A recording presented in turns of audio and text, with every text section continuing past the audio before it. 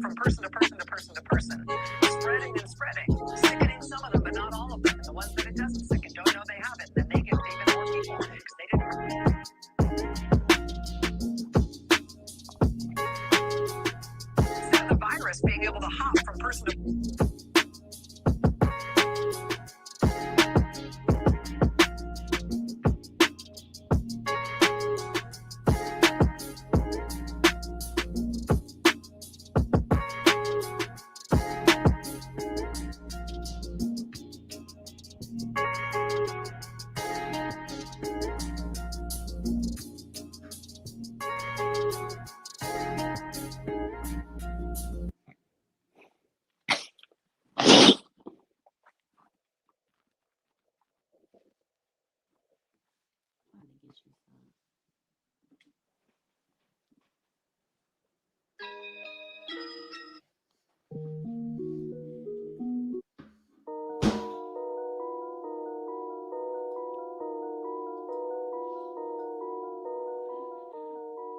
All right, ladies and gentlemen, welcome back to Straight Talk No Chase. It's been a while, but we are back in the building. It is I, Trip Simpson, along with Cosby Digital and Kirk Keys, all in the building. No, not in the building. We're remote today. Some people are feeling under the weather, so we decided to do it remotely. Of course, I'm in the studio, as you can see. I don't want no more elderberry. And we're Kirk. Anyways, I'm over here. Jasmine making me drink elderberry shots. Yo, we can't hear you. You gotta turn your shit on, bro. Oh, me? Yeah, I can't hear you. Anyway, we're in the building today. Got a lot to talk about. We've been gone for a little minute. So as soon as we get these guys back up online. Can you hear me now? Go ahead, say something else. Can you hear me now? Yeah, you sound good. All right, cool. So, man, look, we've been gone for a minute, man. Tell everybody what you got going on. I'm over here taking elderberry shots right now. Courtesy of Jasmine. Thank you, Jasmine. Elderberry shots. Yeah, man, the vid done got me. The vid. Johnny Walker over here. Well, hold on. I got Terramana too. Oh shit! Elderberry and tequila? Yeah. It's life. Look, life is about balance. Okay. That's a fact. It's about balance. Where the hell did Kirk go? He went to go turn his fucking TV down. Good Lord. Anyway, shout out to all the listeners that's been waiting for us to come back. All 25 of y'all, we appreciate you. You know what I'm saying? We got some big plans for you this year. We going back on tour. The Straight Talk No Chase tour that was derailed by the Omicron is coming back. Facts. February, we kicking it off. We gonna see how this CIAA is gonna do in Baltimore. I'm a little skeptical about it, but you know, I am hoping the people of Baltimore give us the CIAA a warm welcome. That's what's up. I mean, look, we'll definitely be in Baltimore. We may be in Cleveland. We'll definitely be in Charlotte. Yeah. For the Henny and Waffles tour, and we're gonna hit that road and just do what we need to do. We're gonna have a good time. But whenever we find Kirk Keys, maybe we can get into the fucking topic of the day. I don't know where it went. Hey, we've been on for y'all. We've been on for the whole pre-production meeting. This nigga dips off right when the show starts. Would like to let everybody know at some point we are gonna open up the StreamYard link for callers. If anybody wants to call in, you don't have to be on video or anything like that. We're gonna open it up a little bit later. But real quick, we got a couple things we want to discuss today. Obviously, off the break, we want to discuss the new mandates for DC and other cities around the country that'll be taking in place soon. We also want to talk about the Insecure season finale, which I thought was great. And I have a question. Because I recently saw the show Harlem. And obviously, you know, I like the show Insecure. And what I want to get into as far as that goes is, which show is better? And if you see any similarities in the two. Like me personally, I think Harlem's a poor version of Insecure, but that's just my opinion. Kurt, you back? All right, man, get yourself off mute, man. Oh my God.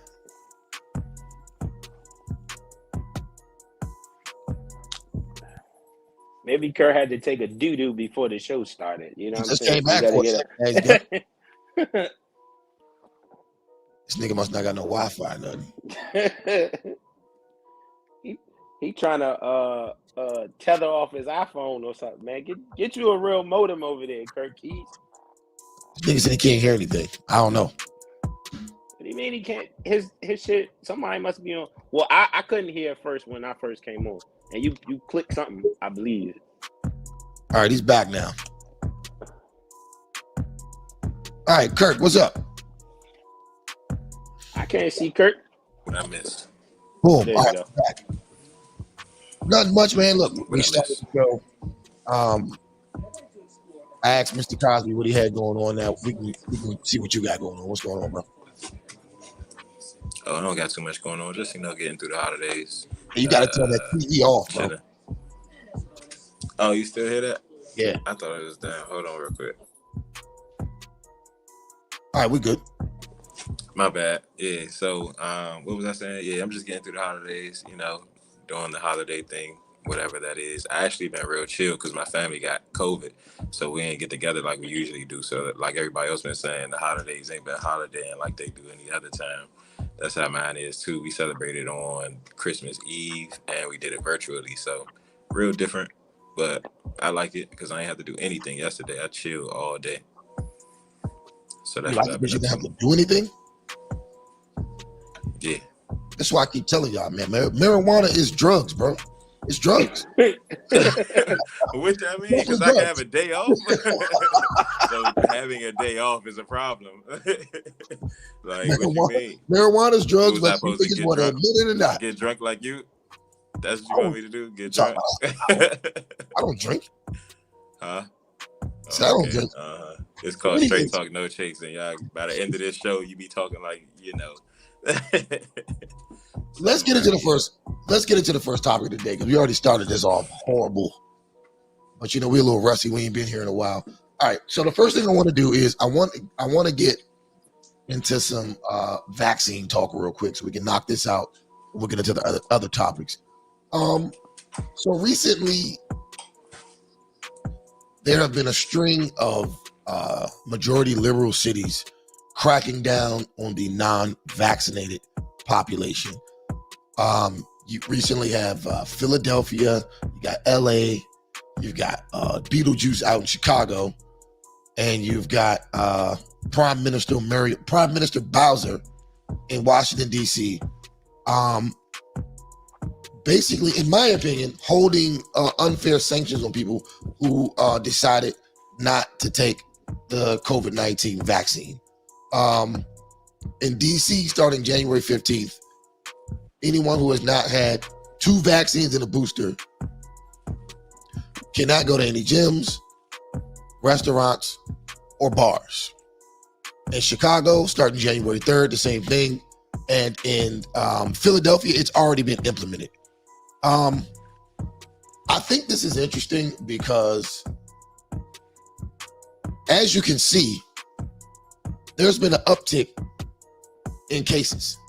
And they're trying to blame it on the Omicron variant. But I don't really think that's the case. I know me personally, at my place of work, where we're coming under pressure for getting vaccines as well. They put out an email every day about people at my job who are popping positive. The funny part is they also put who's been vaccinated and who hasn't. The majority of the people who are popping positive are vaccinated.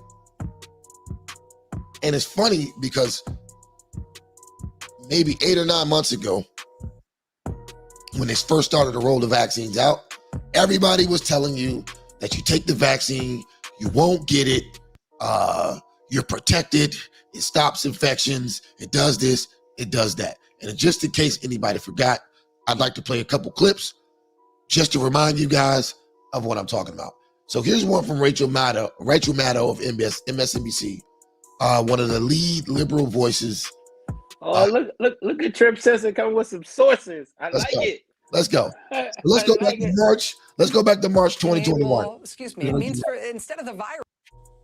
It means that instead of the vaccine being able, instead of the virus being able to hop from person to person to person to person, spreading and spreading, sickening some of them, but not all of them. And the ones that it doesn't sicken don't know they have it. And then they give it to even more people because they didn't recognize they were, right? Instead of the virus being able to hop from person to person to person, potentially mutating and becoming more virulent and drug resistant along the way, now we know that the vaccines work well enough that the virus stops with every vaccinated person. A vaccinated person gets exposed to the virus. We know that's not true. Let's continue. The virus does not infect them. The virus cannot then use that person to go anywhere else. It cannot use a vaccinated person as a host to go get more people. That means the vaccines will get us to the end of this if we just go fast enough to get the whole population. All right. So that was Rachel Maddow, leading voice. Don't say scientist. What? Okay. The leading voice. Now, I knew you would say that because I also had some clips from March 2021 from your man Fauci and a couple of other popular politicians who swore up and down the same thing. So let's go to it. Give me 1 second, people. Getting used to this new technology. All right.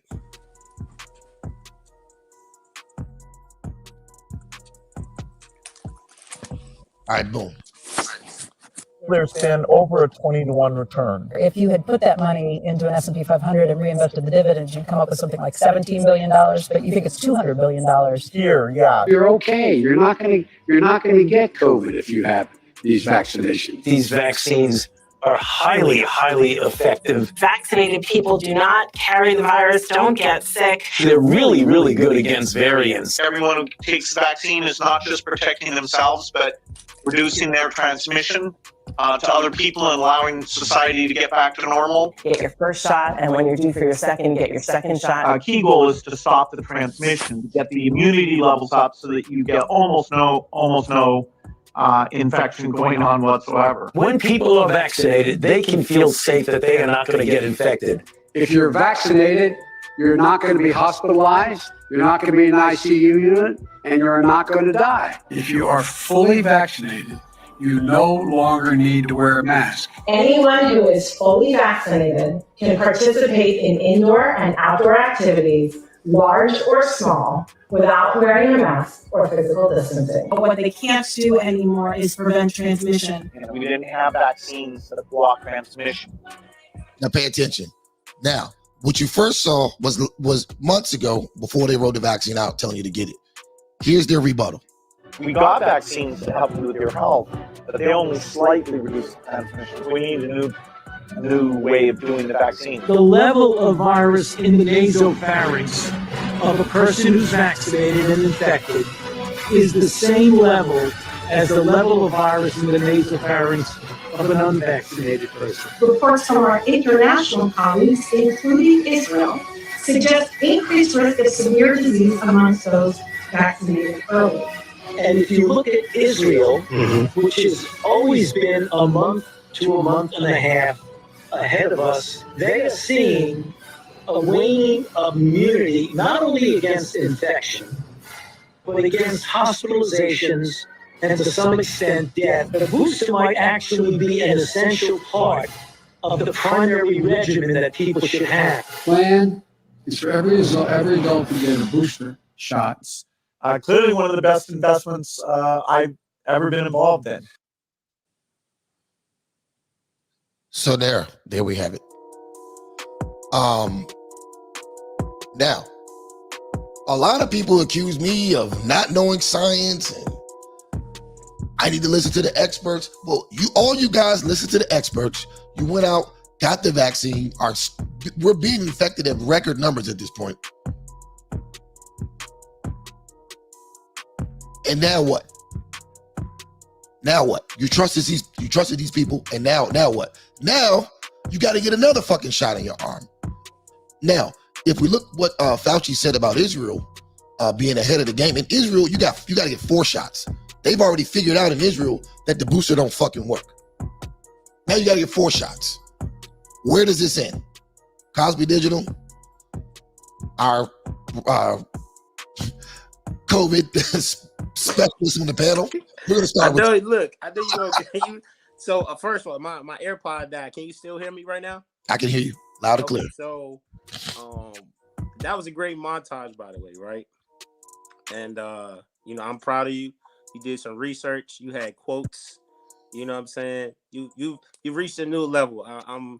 I have very great optimism for you in 2022. But one thing I will say that people are still trying to figure this thing out. And one thing that a lot of these montages or things fail to mention, they don't compare the rate of death pre-vaccinated population and post-vaccinated population, because it pokes a little bit of hole in that argument. Now, I understand that this shit is still, like I said, a work in progress. Like, the scientific method is a scientific method. They shouldn't have been out there saying this thing is 100%, especially Joe Biden or Rachel Maddow or any of them, right? From my understanding, they never said it's a 100% foolproof. And one thing they didn't account for are all these variants that are popping up. So if you got a vaccine based upon the original strain and not the Delta strain or not the Omicron strain, you definitely gonna see a lot of breakthrough infections. So that shit is proven like we don't have the best strategy so far. Other countries have better strategies than us. So I'm not letting them off the hook. I don't think they should have been out there making such definitive statements if they weren't sure exactly of what was going on. Because Fauci, our Lord and Savior of epidemiology, even stated in the clip, it protects against other variants.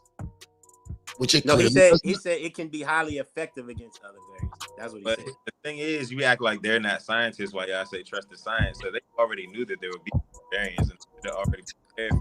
But they've been saying that for a long time that it was a great chance that variants were going to pop up based upon which a bad strategy in the first place is that our population over here was getting vaccinated when the richer country was getting vaccinated and none of the vaccines. So as soon as it starts spreading out, like we're not equally vaccinated, it's going to cause variants. So that was automatically, like, smart people were saying, like, all right, if we don't have vaccine equity, so to speak, you're going to end up with variants and stuff keeping developing, like the flu. Like, the flu changes every year. You know what I'm saying? It's slightly different than the year before because of the rate of infection and some other factors. But it's a good chance that you can end up with a variant. But like I said, I think it was slightly irresponsible of them to, especially the people who are not medical people to go out there making definitive statements about what was going on, but they were using the best information available at the time. But was it the best information, or was it? I mean, because it to me, there was mad people saying the most profitable information. Right. That's why Bill Gates is all involved. That's why he talks about it was a great investment, because at the end of the day, they scared you with COVID originally, and now they got all these new variants, which are just strains of the flu that people are getting. That's why they're not dying. That's why the numbers are going down. Not because people are vaccinated or vaccinated. So have you looked at the death rate compared pre-vaccination to post-vaccination? Additionally, there's info and news that have come out that they still misrepresented in the first place the amount of deaths that were even caused by COVID originally in the first place. Facts. So that type of information as well, which we now have. Then well, give it your eye test. Give it your eye test and field test. Do you feel differently about people dying around you, or people's aunts, uncles, elders, family members dying in the first wave of COVID, as opposed to now where we have way more people and damn near, well, actually almost more people infected now than the first strain? You don't see it wiping out people's family members, nursing homes. It's not the same. Okay, you say what you said. That goes to the same thing I just said originally about they scared you with COVID originally, and now you're just getting different strains of the flu, and people are tripping. It's because it's just the flu. That's why people aren't dying like that. It has nothing to do with the vaccine, because if the vaccine worked, the same tips that they just played, it would be doing what it was supposed to do. Now everybody has moved the needle and acts like, oh, well, it's not killing us, so that joint is working. But the goal wasn't for it to stop killing us. The goal was for you to not get COVID anymore, and people are still supposedly getting COVID. So either the vaccine did work and people aren't dying, but now we still getting the flu. So let's be honest, we just getting the flu. We're not getting COVID over and over and over again. That's why these tests. I would disagree, because the flu. Let's keep it in context though, because we're all guessing here. Worse. We're all guessing here, right? Let's keep it in context and let's look at the numbers. Back to the context. Why the virus still has a 99.765 survival rate. It's the same survival rate. Misrepresented the numbers. So imagine when it wasn't misrepresented. So the current strain and the original strain don't have the same survival rates. That's not a fact. Where your numbers at? Because the numbers that I'm seeing are the same. Where you get your numbers from? Go to the CDC. You can look at how many. I'm gonna look up. So you got to look up specific things, right? You got to look up from what was the death rate, let's say in the first 6 months, let's say March of 19 to March of 20, right? Your infection versus death rate, let's then say March of 20 versus March up to 2022. As population started getting vaccinated, the death rate has gone down. But you can look at the look at the period, right? Between March 2021 to September or even October of 2021, right? Lowest rates of transmission, lowest rates of death ever with COVID, even though we don't have that much longer to judge. We don't have that big of a time frame to judge from, right? As soon as the vaccine mandates go in, everybody's got to get vaccinated. The numbers of people who are catching the disease now are skyrocketing. If you look at the most vaccinated, but that also coincided with. So I'm just introduced. That also coincided with the variants popping up as well. But you can look at the most vaccinated country in the world, which is Israel, right? They are the most vaccinated country in the world, and they have the highest COVID rate in the world. They have the highest death rate. They have the highest hospitalization rate. They don't have the highest death rate. Yes, they do. No, they don't. Yes, they do. No, yes, they don't. So we can look up. So hold on. So we can look at Norway, right? Norway chose to do herd immunity, right, instead of getting their population vaccinated, and they actually have the highest death rate per person infected and death, right? And then if you look in the United States, that's not true. Look it up. And in the United States, the states who have the highest death rates are the states who have the lowest vaccination. Look at Texas, you look at Florida, you look at Mississippi. I'm here to tell you what you're saying right now is not true. I did my research before I got on today. So let's say folks look this up after the show. We'll see who was right. I'm telling you, that's not true. So, which states have the highest? What state has the highest death rate in the United States right now? Right now, the highest death rate, I believe, is between like New York and Oregon or some shit like that. No, we're talking about vaccination versus death rate. Low vaccinations versus the death rate in the state. New York is kind of an outlier because of the population density. But we're talking about like states with the highest death rate and low vaccinations. It's going to be Florida, Texas, Mississippi. It's going to be Bible Belt states. It's going to be red states, not blue states. I mean, I don't know about that. I would have look at Florida. Check Florida's and Texas death rate. Definitely check Florida's and check Mississippi's. Hold on, I'm about to check it right now. Bear with me, people.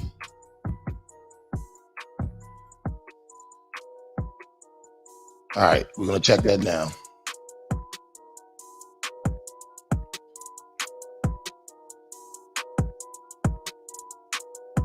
So I'm seeing a bunch of conflicting information because one place it says New Jersey, and you're right, Mississippi. Now I see California, Florida, and New York.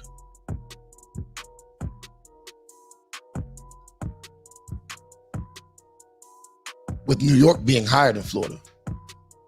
Yeah, New York is always going to be the outlier, like by far, like just even during the start of the pandemic, because the conditions that cause COVID are just there. Everybody's on top of each other, especially when the weather gets cold. Everybody's indoors. Everybody's living 2 to 3 to a house. You know what I'm saying? That's just a very COVID-friendly environment up there. I mean, but if you're vaccinated, then you should be protected from. But so the virus, right? You shouldn't. So it's no use going back across that bridge. You know we are where we are. Whoa, bro!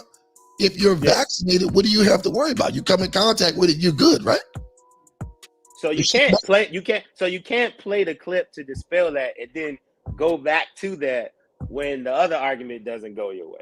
Like we already crossed that bridge. I feel like both arguments are going my way. So you can't re-walk back across that bridge and then walk back across it. Like we've already established that the science wasn't all the way right on that because we having so many breakthrough infections.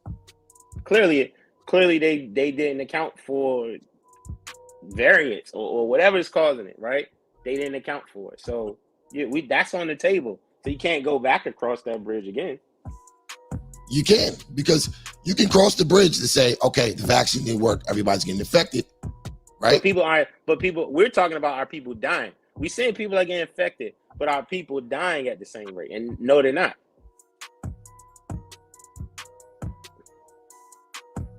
It's a 99.765 survival rate still. All right, so if you put that, so if you say that, you said 97 point what? 99.765. Okay, 99.765. But if 30 million people are getting infected, you're still gonna have hundreds of thousands of deaths. So that's still a significant amount of people that are gonna die because of the virus. Okay, so it's still a big deal. Which means the vaccines didn't work, and it's still not a big deal. A 99 point anything survival rate is not a big deal. Yeah, if it affects millions of people, it is. So you're fine with every like 30th person dying, every 50th person dying when they don't have to. People are going to die regardless when they don't have to. So it's another thing. That's the fear of all of this. Like no, it's also a fact that death rate among vaccinated and unvaccinated people is higher among unvaccinated people. Where's the stats? Google that. You Mr. Googles. Because listen, I haven't been vaccinated. I had COVID. I'm glad you ain't died.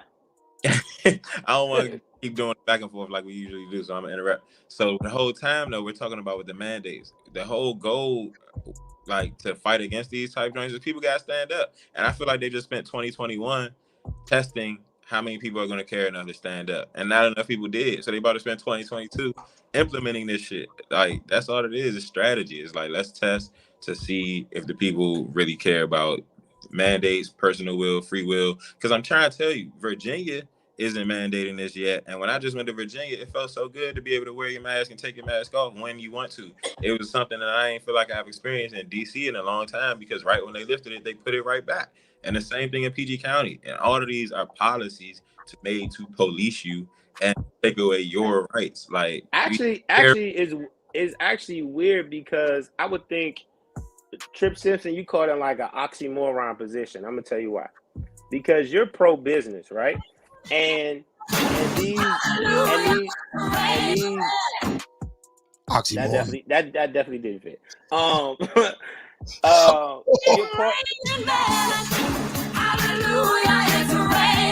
Let's go. Come on, man. That's you got no class. I don't got class. Hold on. I dress myself in Ultra Suede. I dress myself in cashmere. Yeah. I dress myself in $100 pleated slacks.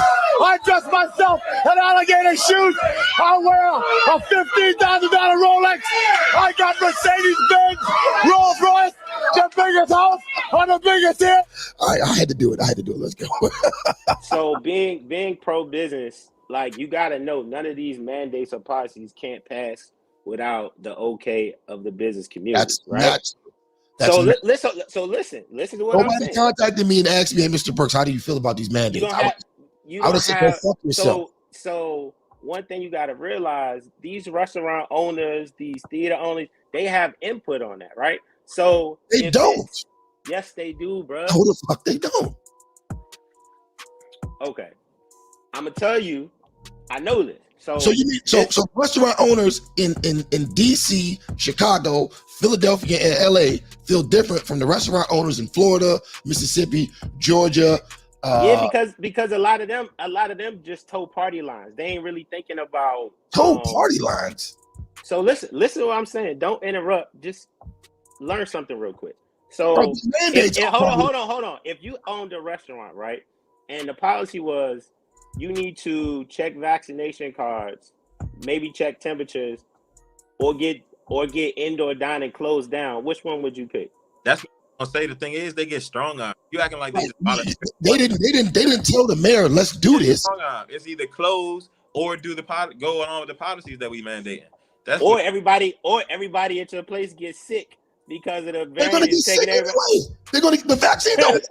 We go with this again. Come on, bro.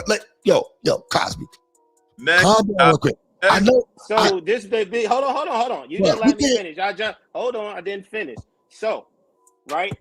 Like I said, if it comes down to, because the government is gonna have to pay all the money back to these restaurant owners in form of loans and all this shit if everything gets shut back down. If you own a restaurant, you want policies in place that you can enforce to keep the patrons that's coming out to your restaurant safe, and the people who don't want to adhere to your rules, you have to have a way to be able to enforce that. So if it's a actual public mandate, you can actually keep people out who don't want to follow your rules.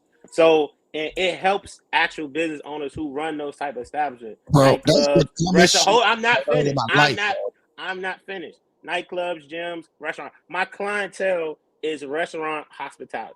I've spoken to owners of restaurants personally and asked them about this subject. Right? Nobody gives a fuck. Hold on. Have you spoken to any restaurant or club owners about this? Dude, okay. So answer the question. No. Have you spoken to any of them in DC? So are you cool with your rights being infringed upon? So the thing about this is another. Hold on. Can I answer the question that you just asked me? Can I answer? I don't. Okay. No, I want to answer the question. I want to answer the question he just asked me. You asked me have I spoken to anyone. So first of all, when you run and own a business in DC, right? You associate yourself in groups. For instance, I have a business on 8th Street, right? Yeah. There's mad 8th Street groups. They meet up once a month, talk about what's going on 8th Street, blah, blah, blah, blah, blah. No one in those clusters wants a mandate. As a matter of fact, any business owner in their right mind knows the less rules that you have to follow is the better for business. It's better for business the less rules you have to follow. because the more things you have to put in place, the more liabilities you have. You don't want mandates and rules because that keeps people from coming in. DC is only 65% vaccinated, which means 35% of your potential customer base can't come in your business. How is that good for business? Who wants to reduce versus having your business shut down because of continued outbreaks? Because hold on. Because hold on, I'm gonna respond to what you said. Because if the numbers keep going up, there is no alternative but to shut down. Bro, the numbers are going up anyway.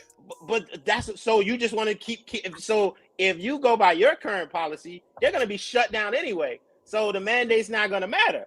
First of all, you have to put some. You don't have to shut anything down. Yes, you do. No, you don't. The state of Florida is thriving, and they ain't shutting down shit. Atlanta. Disney World, my cousin is in Disney World right now, and it's packed.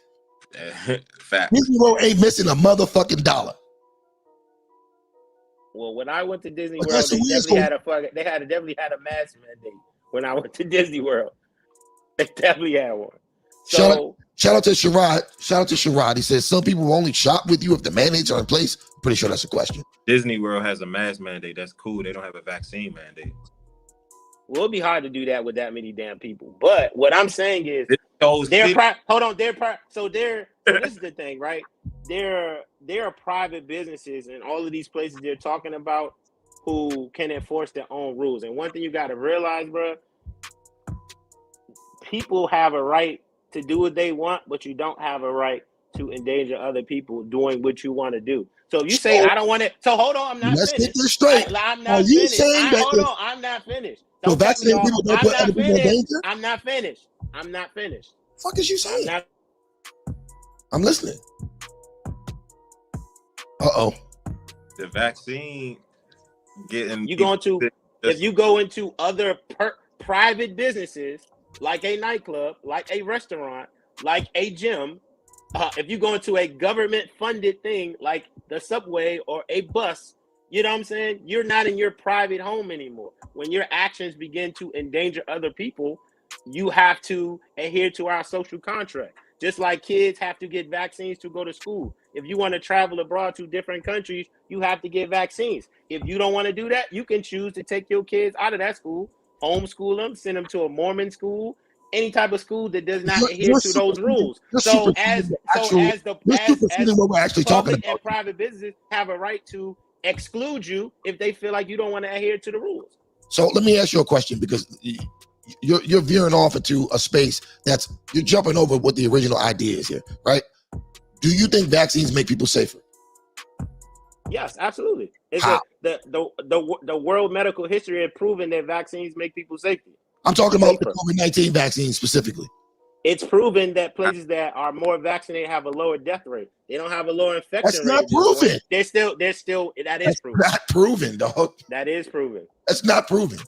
Well, we can agree to disagree. What's actually proven is the places that have the highest vaccine rate have the most infections per 100,000. I just said that. I said death, specifically death rates. We're talking about people living or dying, people losing their mothers, grandmas, cousins, brothers. I mean, if that's whatever, the case, I'm talking death versus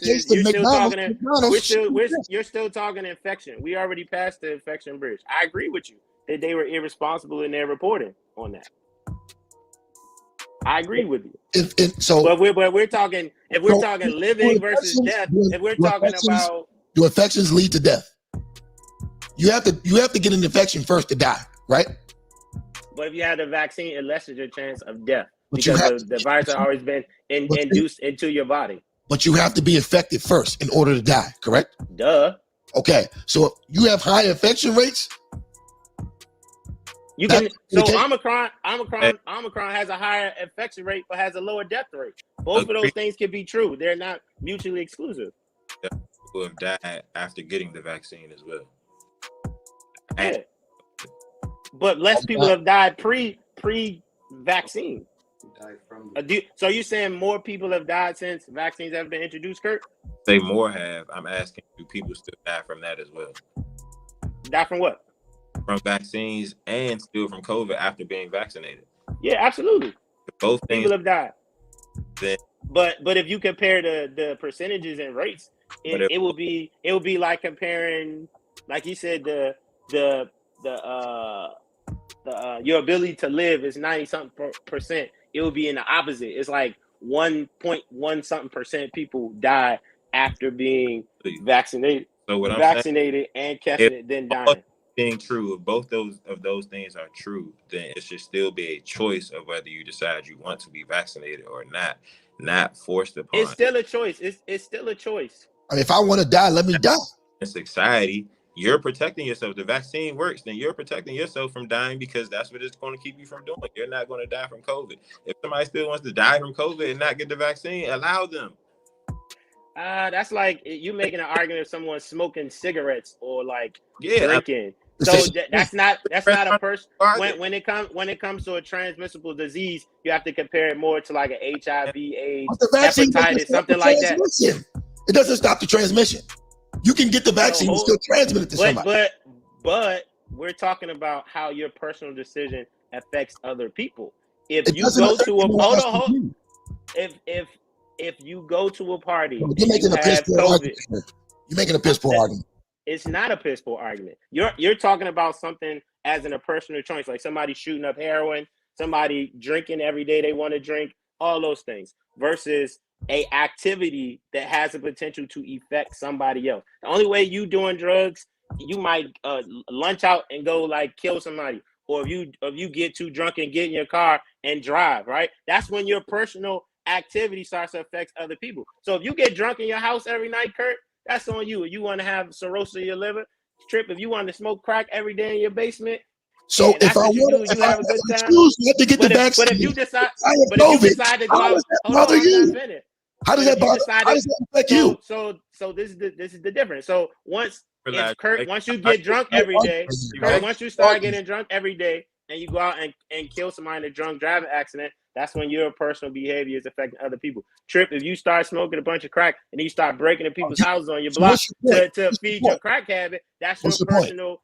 personal decision affecting other people. That's the difference between you. That's the difference between you comparing so COVID as a personal choice, but I'm doing something just for me, but that activity affects other people. You just went on for 10 fucking minutes and you said nothing. So let me rebut you. No, I gave you a really good example of you giving a bullshit example. I gave you a better one. Let me respond.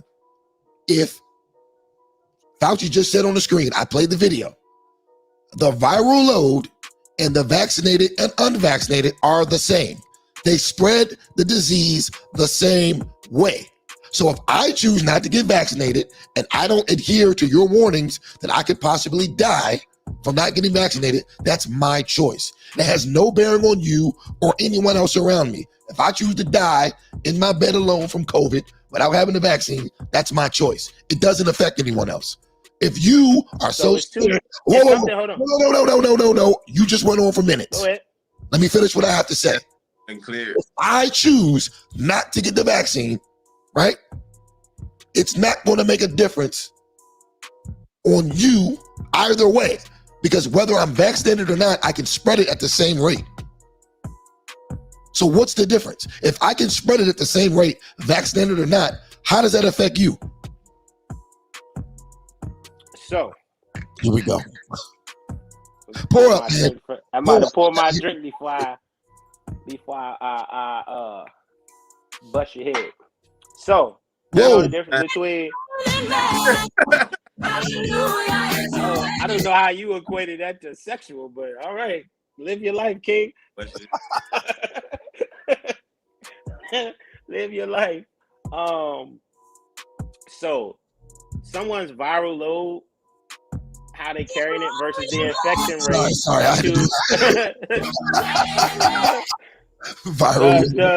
Viral load and the ability for an unvaccinated person to spread it to another unvaccinated person is not the same. We can carry the same. It is. We can carry. Me and you can carry the same viral load, right?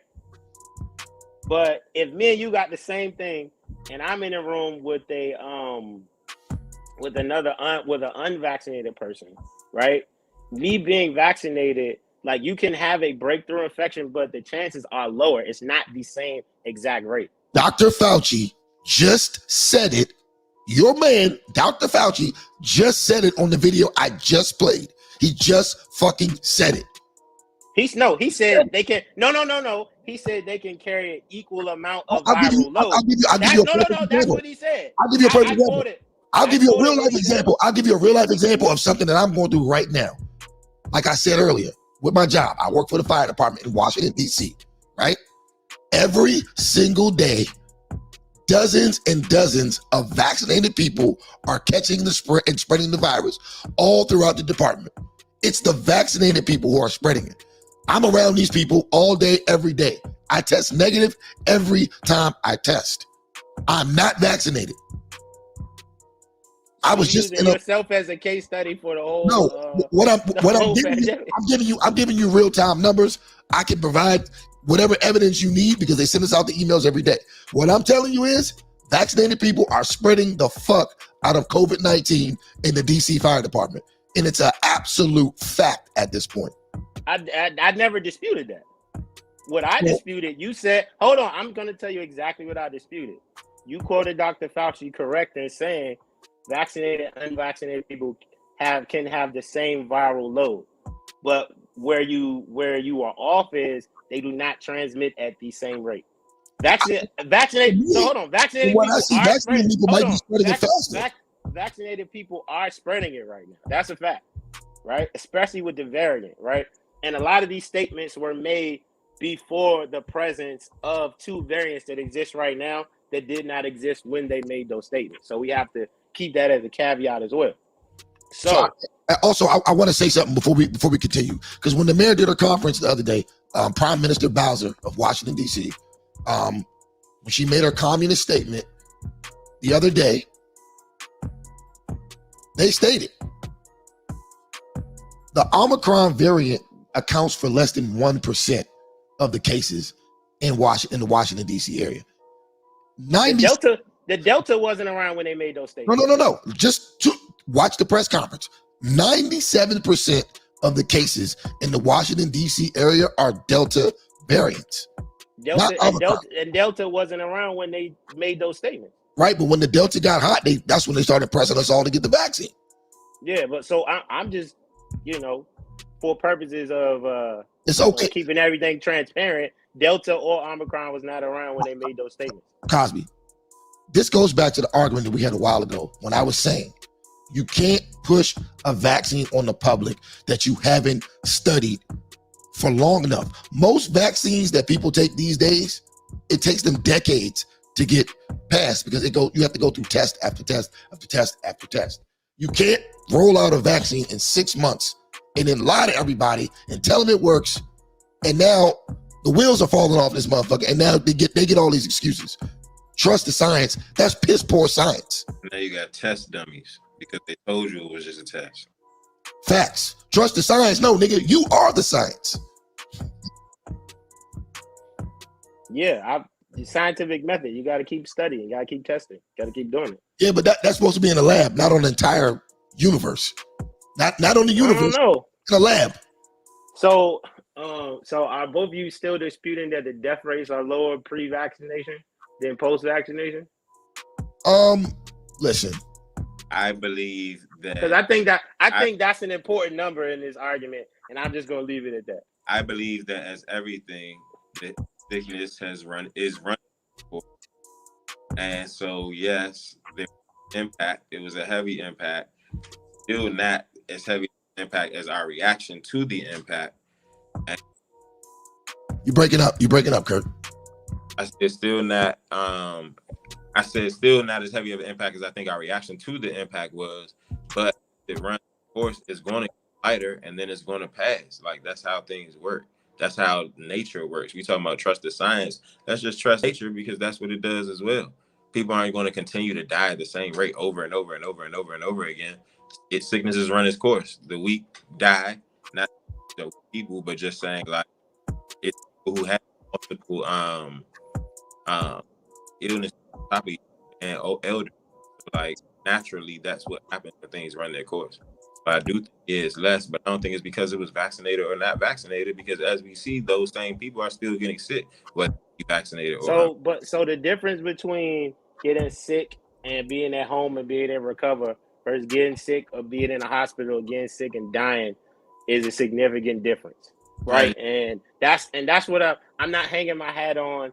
Oh, now you can't get sick, but I've seen the number evidence. I've seen the eye test evidence of less people having to be in the emergency room, less people having to be in critical condition. The hospitals are not being overrun because a whole bunch of motherfuckers in DC got it. Bro. But people are being at home, being able to recover. Like, you know what I'm saying? Get your chicken soup, take your vitamins. Because you're going into a realm that you don't know, respectfully, you don't know anything about it. I'm in the hospital every other fucking day. Yeah. I'm taking these motherfuckers to the hospital. The majority of the people in the hospital right now are people with stub toes, drunks, drug addicts, people who are batshit crazy, and all of the above. COVID-19 is not overwhelming the hospitals in Washington, D.C. I just said it wasn't. You know what's overwhelming the hospitals in Washington, D.C.? No, so excuse me. Do you know what COVID is overwhelming in Washington, D.C.? Okay. Urgent care facilities of people trying to get rapid tests. So let me tell you too, It's a frenzy. Asymptomatic people rushing to urgent care facilities, getting rapid tests for nothing. I don't think it's nothing. I think people wanted to be able to go home for the holidays and not know they're gonna kill fucking granny or old auntie that got high blood pressure or some other pre-existing condition. I think it's people being responsible. That's what I think it is. Before they had this, you could tell if you were sick or not, right? If you sick, don't go visit your elderly or anybody. Stay home. If you visit people, like, you didn't have to go take a test to determine whether you were sick or not. You knew. I'm a little bit under the weather. I probably shouldn't be around people. Well, guess what, Kurt? The flu isn't asymptomatic. Yes, it is. People just don't get tested for the flu at the same rate they get tested as for COVID. Hello, man. Y'all are tripping. Yeah, they got your mental fucked up.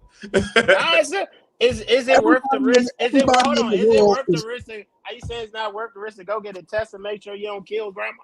Man, listen, I've been around this joint started almost every day. Like I have to go visit my mom to help take care of her almost every day. My mom is already sick. My grandmother's old. She's 88.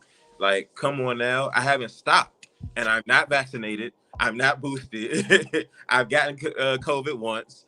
I took care of it because I'm healthy, and they are too. I mean, for the most part, like, to the best of their ability, they eat well. They take care of themselves. So, like, that's all I'm saying is take care of yourself and then stop tripping about your mental. You know, if you're sick or not, don't go around them when you are. When you're not, go ahead and take care of your people. Like, so let's do this. I wanted to get into the mayonnaise a little bit more before we go to the next topic.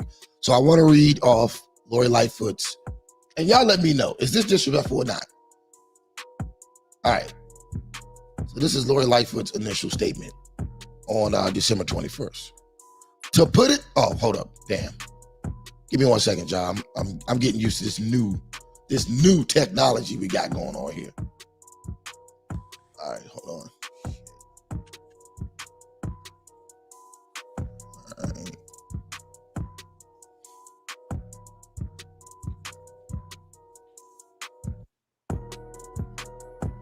Fuck. I want to add who had COVID in September. They are unvaccinated. They got it right back in December. They unvaccinated. They didn't have to go to the ER either time. It was worse the first time than it was the second time. I know somebody else who just got COVID. They two-shotted up, was about to get boosted. So here we go. And, hold on. They got COVID. Kurt, you're breaking up badly. You're breaking up badly. You might not want to come closer to your computer. You're breaking up bad.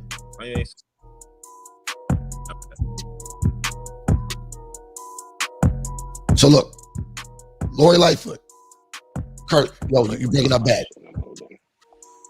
To put it simply, if you have been living vaccine free, your time is up. If you wish to live as with the ease to do the things you love, you must be vaxxed. This health order may pose an inconvenience to the unvaccinated and in fact It is inconvenient by design. The disrespect. Kurt, I want to start with you. How you feel about that? I was switching to my headphones so you could hear me. I don't really know what you just said. Oh, shit. All right. So basically, I read the statement on the screen. To put it simply, if you have been... My screen little, I can't even see the statement. Shut up. Read it again. Damn, man, you got glasses? What the fuck is going on?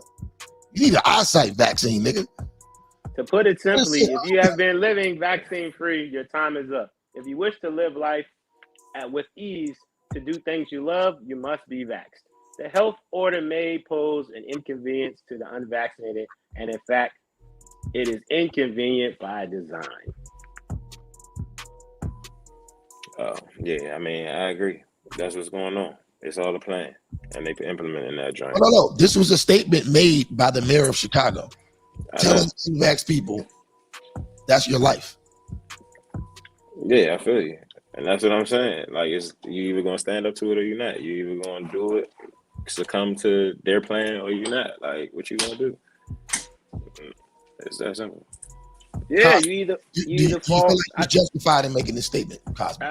Absolutely. She's a mayor trying to protect the citizens of her city, which she's charged to do. I said, I believe people are more safe if they are vaccinated. The numbers back up. You are less likely to be hospitalized and less likely to die if you're vaccinated.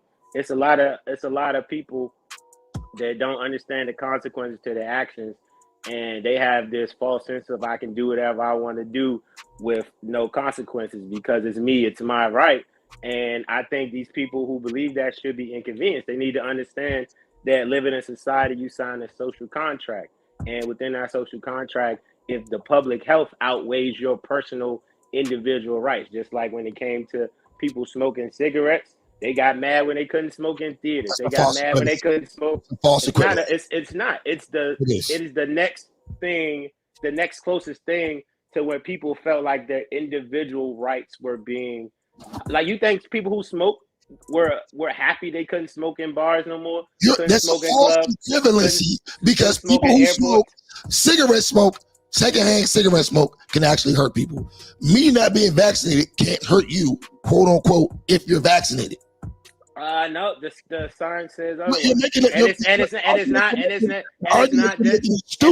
If you're vaccinated, why are you waiting on me? You're protected, right? But hold on. If let's say it's 4 people in the room, 2 are vaccinated. If 4 people in the room, 2 are vaccinated, 2 are not. So you saying it's the 2 vaccinated people have just as the same infection rate or ability to affect each other as the 2 unvaccinated people in the room? Let me give you a scenario. Answer that. No, I don't want to hear the scenario. Answer that actual scenario I just The answer is don't dance around it. Listen. The answer is the sick person in the room is going to get the other people sick more than anybody. Not the vaccinated versus the unvaccinated. It's the person who but that's what the mandate comes down to. So that's what I'm saying. If you don't have, answer that question. If it's 2 vaccinated people, no, you didn't. Yes, I did. You actually danced around the question. If it's 2 vaccinated people in the room, 2 unvaccinated person, and I'll make it simpler. Somebody walks in that has the virus. Who is more likely to be infected? Probably the vaccinated people. So you're saying So you're saying the 2 vaccinated people have a better chance of being infected in the room than the 2 unvaccinated people. And I'll give you the flip side. All right, let's say you believe that. I think it's being proven right now because the vaccinated people hold on. All right, let's say you believe that. Let's say the 2 is the same scenario. 2 vaccinated people in the room, 2 unvaccinated people in the room. Let's say that one person gives it to everybody in the room. Who's more likely to die? Who cares? You're vaccinated, you're protected, right? Exactly. I'm going to ask you the question again. If I 2 choose unvaccinated people, 2 unvaccinated people. Somebody comes in and gives them all COVID. Who's more likely to die? What does it matter? I think that's personal choice. I'll ask the question again. Who's more likely to die? No, I'm telling you, that's personal choice. Just like you agree that it's okay to smoke a cigarette outside, that becomes personal choice of that person. So if that person decides that they didn't want to get vaccinated and they're more likely to die, that's personal choice. Yeah, you choose to move your needle when you want to move your needle, but that's the same thing. I asked you a direct question. Don't dance And around I the answered your question. direct question. No, you didn't. Yes, I did. It's personal choice. I asked who's more likely to die. You said I'll answer your question. I'll answer your question.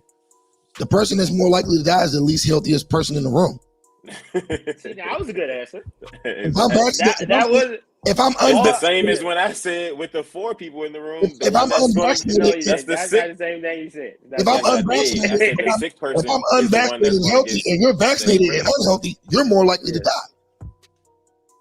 die. So that's super nuanced, right? Because it matters what that means to you. I could be healthy and have asthma, right, and die, and somebody over here who have high blood pressure could die. But it's two different type of health. So or somebody could be immunocompromised. They could have sickle cell. They could have lupus, right? Or otherwise they could be healthy, a healthy person, eat well, vegan, all of that stuff. So that's kind of a bad argument. What I'm asking you to do is the same thing that happens to me often on this show. Sometimes I have to humble myself and stop and say, you know what? You guys are making a good point. You could be right. So you didn't. No. I did. You didn't. I gave you your flowers. I'm still talking. I gave you your flowers at the beginning of the episode. No. Because the point that you're trying to drive home here isn't going to drive home because you are infringing on other people's rights based on public health when it has nothing to do with that. If you choose to get vaccinated and you believe that's going to protect you from dying of COVID-19, that's on you. But I'm no more or less likely, based on the data, to spread it to you either way. That's a lie. That's not accurate. That's not accurate. It is accurate. That's not accurate. It's accurate, bro. It's accurate. I'm experiencing it every single day. Every single day I'm experiencing. Every day. This is no lie.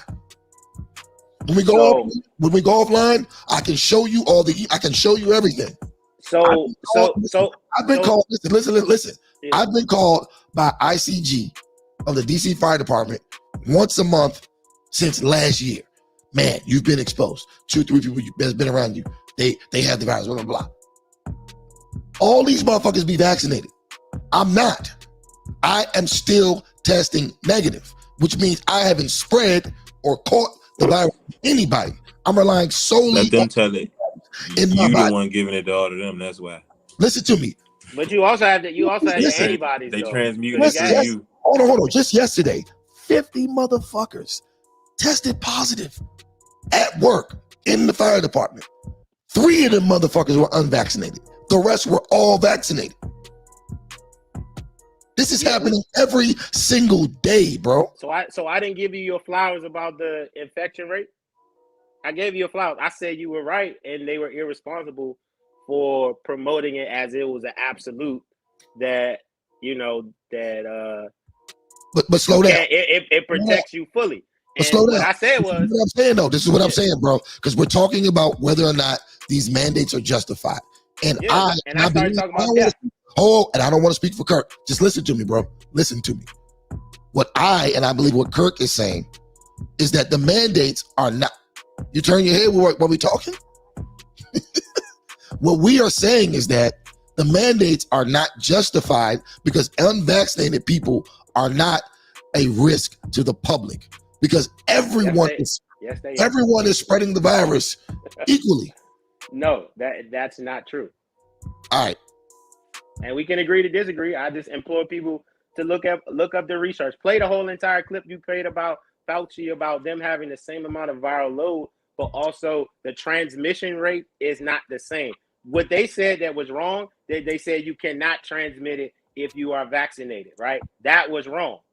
I'm agreeing with you. That is dead wrong. And it's been proven to be wrong. But what you are not accurate about is the transmission rate of vaccinated and unvaccinated people is not the same. The death rate between unvaccinated people and vaccinated people is not the same. That's why I gave the example of 4 people in the room, someone sick walking in. Because hold on, I'm not finished. That's the reality that businesses have to deal with monitoring vaccinated, unvaccinated. You got your mask, this and that. You had COVID first.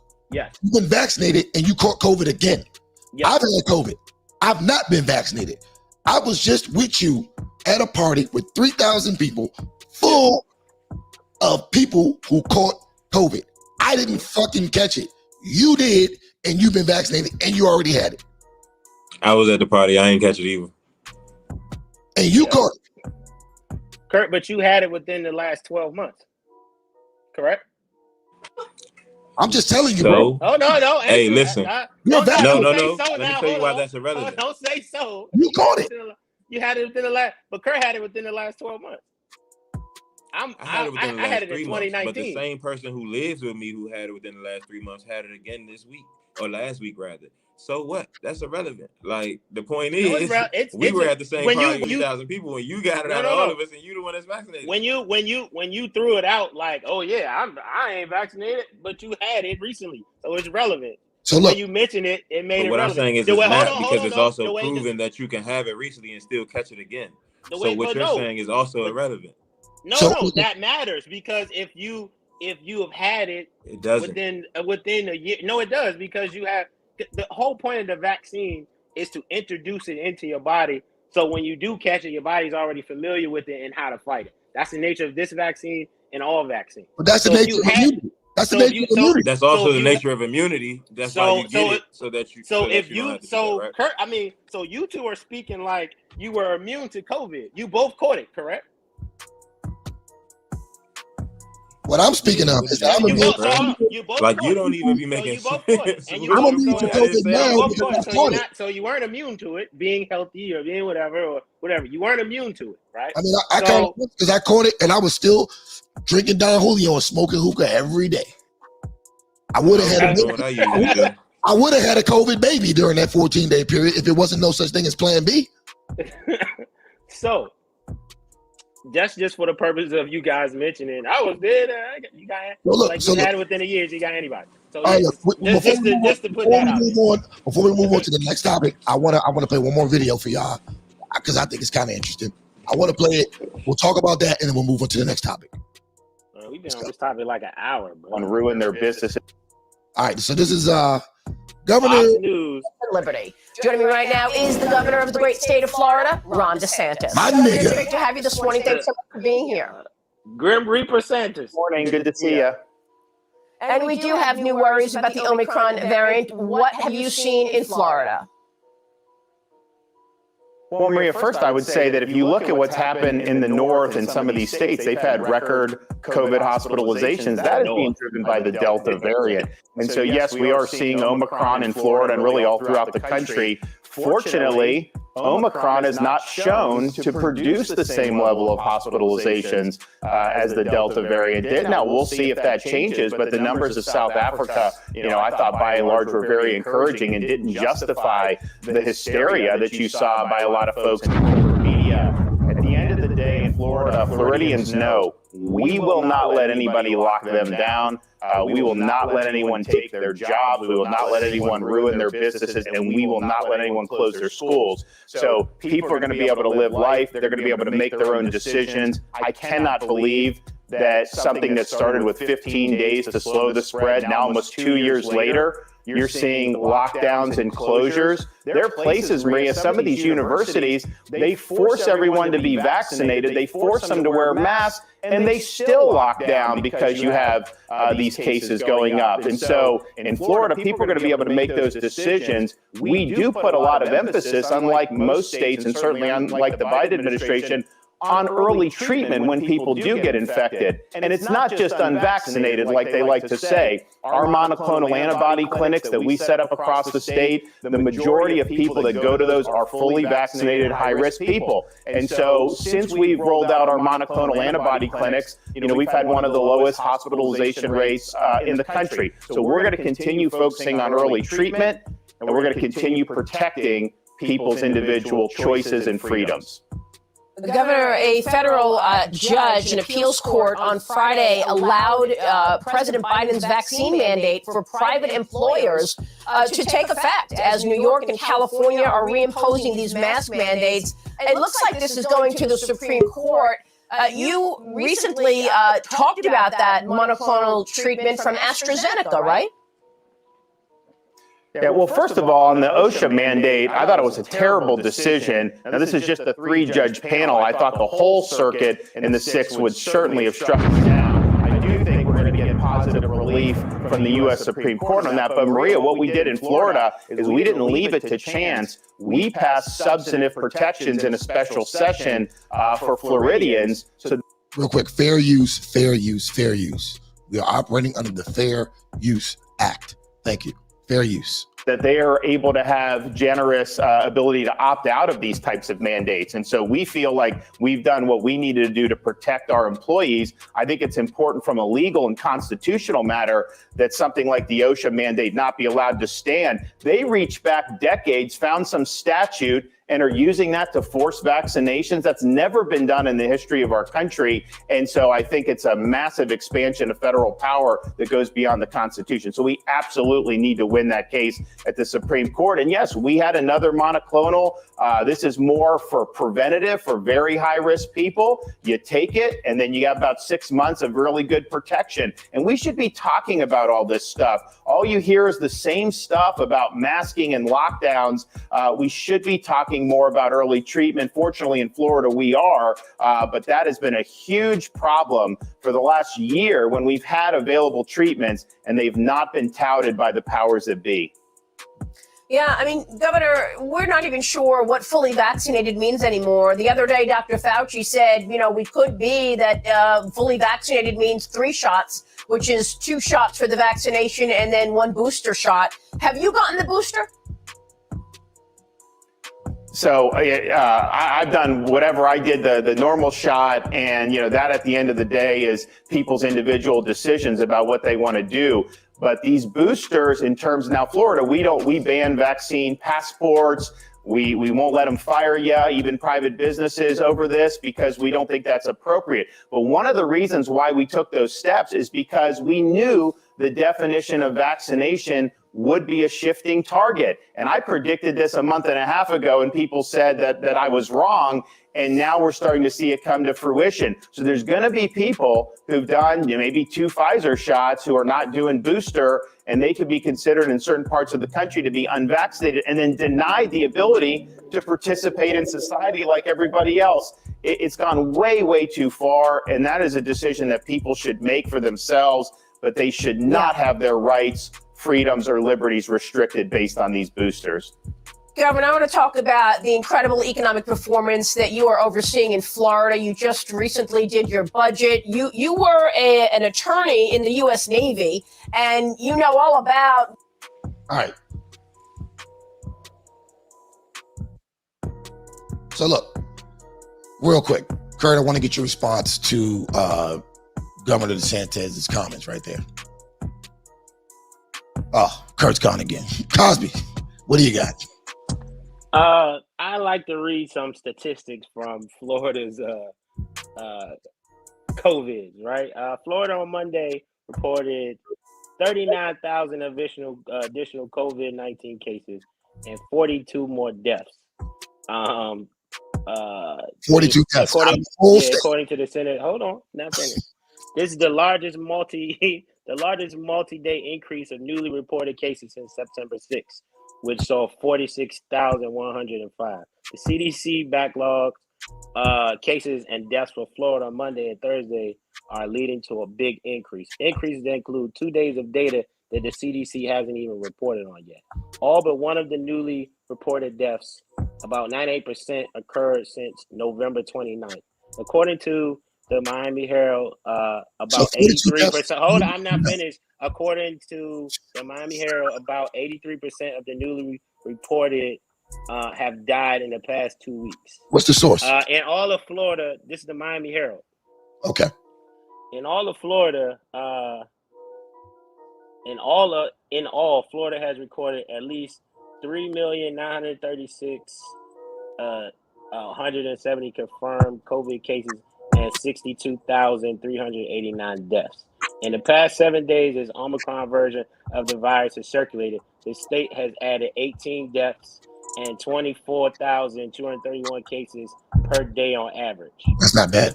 The rolling 7-day case average is the highest it's been since August 23rd. Okay. When it was 26,203. Okay. The CDC rates the community transmission for each South Florida county as substantially high. Okay. So, granted, you just said they had 42 deaths since November 29th. So in a month, they've had 42 fucking deaths. Man, that's a lot of people dying from 42 COVID. motherfuckers in a month? More people overdose on coke in Florida than that. Are you fucking serious? That was your big comeback? No, I'm talking about he's on TV touting their He's on TV. Hold on. And being logical. Let me finish. He's on TV touting what a great job he's doing. Meanwhile, his state has one of the highest surges of community transfer and death. So if you compare 42 to somewhere else that has 12 or 9, yeah, it's fucking high. I guarantee you, New York, Illinois, and Pennsylvania are higher than that. I guarantee. New York probably will because they have more people. Pennsylvania, that's a red state too, so it'll be right up there. It'll be right up there. No, it's red, bro. Pennsylvania went blue, bro. What are you talking about? But it's traditionally red. It's more bow hump hick motherfuckers in Pennsylvania. Outside of Philly and Pittsburgh, that's all blue. So look, all I'm telling you is that what the governor of Florida is doing is genius. He's being more people getting sick and dying. No, he's being logical. He's being his state has been open the entire time, and this shit is not no higher than the ones who've been shutting down and making people do things they don't want to do. More people have died in Florida. That's not true. So I looked up the numbers. The only place that more people have died than Florida is California and New York, and they got way more people. Listen, man. Way more people. That's it. Listen, Florida is one of the biggest states in the U.S. So is California, and so is New York. All I'm telling you is that this man is making sense. He's keeping the state open, and he's not forcing people to do shit they don't want to do. The more you can force people to do shit all day, but if your numbers still suck, what are you really doing? Less people are dying other places. Shout out to Osiris. What'd you say, bro? It's still blue. Thank you. It's still fucking blue. Hey, Osiris, I want you to Google how many times Pennsylvania has gone blue in the last 50 years. Oh, I'll reckon 2. Shout out to Ms. Valda talking about maybe the antifreeze trip drinks has strengthened his immune system. Petty. Man, we need to switch to this insecure shit because we're going to keep going round and round on this. That's a fact. I don't know what the fuck happened to Kirk. I don't know what kind of... This nigga got fucking dial up. He got fucking dial up. Real, he got AOL. The fuck, Kurt? That shit's still dialing up. All right, fuck it. All right, let's first Insecure versus Harlem. No. Before we get to that, I want to discuss the season finale. Insecure. What'd you think?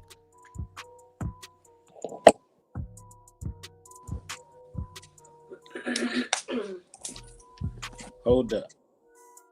All right, we're holding up. All right, I'm good. I'm good now. All right, let's discuss the season finale, Insecure, first. Okay. I mean, that was one of my favorite shows over the last 5 years, so it's like a bittersweet moment. You got a lot of closure on those situations, but it was a good show I look forward to on Sundays, so I got mixed feelings about it. Shout out to all of the Insecure fans. I'm glad they brought Dro back for the final episode. Man, Dro looked bad too. Dominique P back. Dro looked like he been hanging out with Chris Brown, man. I don't know what the fuck wrong with Dro. But no, I thought it was good. I thought it was well written. I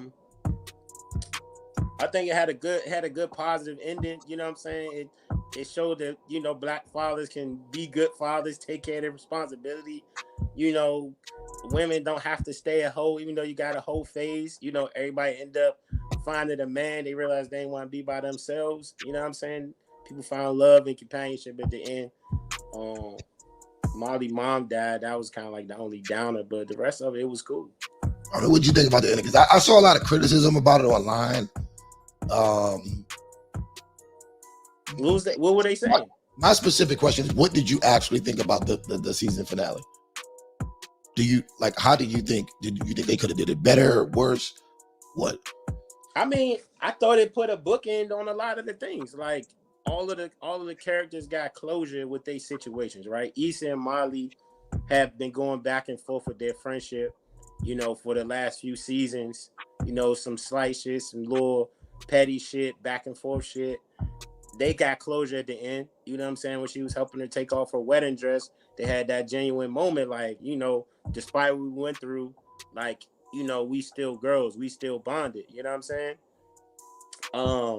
She finally got over her fear of fucking up relationship. Molly, speaking of Molly, she got over her fear of messing up relationships. She found a dude to love her. She ain't overthink it. You know what I'm saying? She went with her feelings and she got married. Like, that's definitely happily ever after for her. She married another lawyer. Like, they good. Issa finally ended up with Lawrence, like, which we all knew, or we felt like we knew it was gonna happen. And it was like we know, right? Nobody got a fucking fairy tale ending. Like, they had to go through some shit. He had to have a side baby. You know, she had that wasn't necessarily a side baby, but well, yeah, they was broken up. Well, he had a baby. Like, they had to go through some adversity because, you know, people expecting like a TV ending. That was like a real life ending. Like, no real relationship don't go through shit. So I don't, you know, even the freak jump. What's her name? Tiffany, right? Kelly. What the fuck Kelly ended up getting pregnant with a, you know what I'm saying? Gotta have a baby, got a man. Like, so it dispelled like all the stereotypes too at the end to me. Yeah, I mean, honestly, I thought it was a great ending to the show. I mean, I don't know. There was a lot of criticism about the ending. I mean, was it the fem nuts? I think it just goes to black people's obsession with being depressed and having a fucked up life.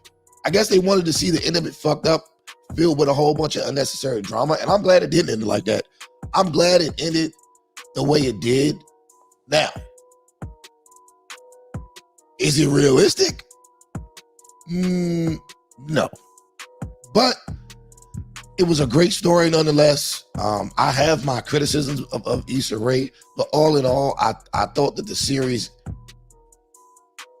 at whole was great because she sparked a lot of dialogue in the community. Like, there's been so much dialogue based around this show that you have to respect the fact that she got people talking.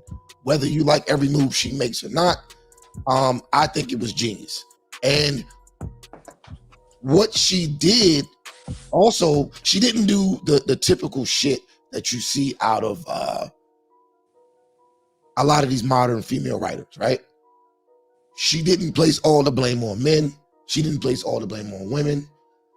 She put real life scenarios into play and let the audience be the judge based on the people's actions in the show, which I thought was great. And there was no other way you could end the show. Like, with all the pressure on the shows on HBO, people hated the Sopranos ending. People hated the Game of Thrones ending, which I agree with. The Game of Thrones ending was the worst ever. That was the worst. 15 years of it just to go down like that was the worst. So, I mean, I feel like Issa just let her nuts hang, hypothetically or metaphorically, and just let the ending go how she wanted to go. And it was great to see. It was great to see. What I'd like to get into next is, though, this other show, Harlem, and how, in my opinion, it's a very poor attempt at trying to compete with Insecure. And I'll get into my opinion later. You saw a few episodes of Harlem. What did you think? I think they both cater to the same demographic, because I find myself like looking at the show, seeing parallels, right? Because we're about the same age, mid-30s, living in a big city, dating in a city, experiencing the divide of men and women, how the modern women thinks and how the man thinks, us having the advantage in the dating pool because it's less of us and more of them. Like, it's a lot of parallels. So if you writing a show to cater to that demographic, I think it's gonna feel a little bit similar, right? I think the first thing that stuck out to me, what's the dark skinned girl's character with the bush? Oh, I yeah. feel like she annoyed me for the first 3 episodes because her character was like way over the top. Hey, you know what her name was? Whatever her name was. Somebody in the chat shouted out. She was kind of annoying. Like I feel like she was more of a caricature than how a real person would be. You know what I'm saying? Because everybody got. You thought she was a guy? I feel like everybody on the show was a caricature. I feel like she was more though. Like, but because everybody got a crew like that though. Like, I've experienced that. Like, women's crew, you got the bougie one, you got the one that's a hoe, you got the one that's kind of like the quarterback, the little bit more even keel. But then that person, she's the one that's always in her head, which makes her a good leader, but she fucks her own life up because she's always in her head too much. Like, I've experienced that with like how women operate. I got a lot of female friends that fit those different archetypes. So I don't think it's not realistic. I think they got more. I think they have a pretty good representation on that show in terms of like interracial dating, like trying to get over an ex, don't know when to move on when the ex moved on. You know what I'm saying? That's some shit we all experience. So those are all basic things that everybody goes through. So yeah. I could agree with you there, but I just felt like the writing was very poor.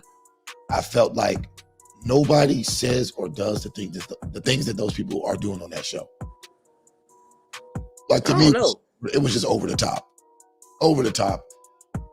You can tell it was not authentically or solely written by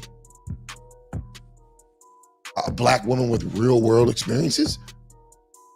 I felt like the whole entire series, the whole entire season was like one long B movie, one long Black B movie from the early 2000s. That's the way the writing felt.